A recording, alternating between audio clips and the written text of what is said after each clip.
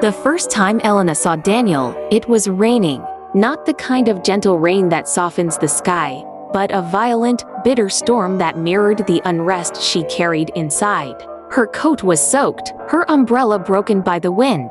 She ducked into the nearest cafe for shelter, cursing the weather and her own broken heart. And there he was, sitting in the corner, sketching something in a battered notebook.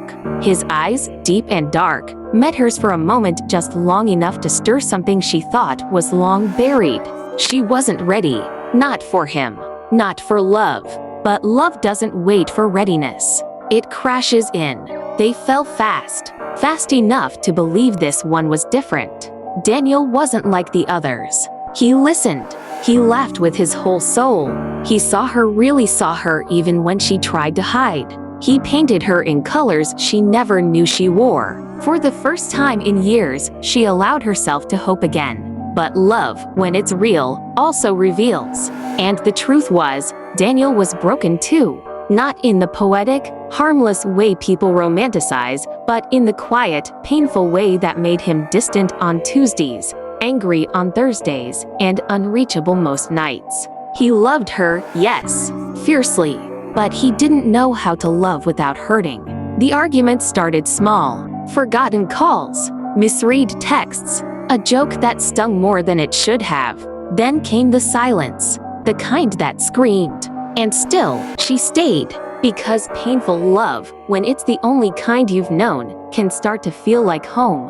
One night, as they sat in the same cafe where they met, Elena looked at him, really looked, and saw what she hadn't before. Not just his wounds, but her own reflection in them. They weren't healing together. They were bleeding on each other. "I love you," she whispered, eyes full of tears. "I know," he replied, eyes full of regret. "And I'm sorry that isn't enough." It was the kindest thing he ever said. And the cruelest. She walked away. Not because she didn't love him, but because love, the right kind, shouldn't make you feel like you're constantly breaking. Months passed. Then years. The pain faded slowly, replaced by something softer. Gratitude. For the lessons. For the memories. For the proof that she was capable of feeling that deeply. Now, when it rains, Elena still thinks of him. Not with bitterness, but with a quiet, aching smile. Because some loves aren't meant to last forever. They're meant to teach you what kind of love never to settle for again. Please don't forget to click the subscribe button for more content like this.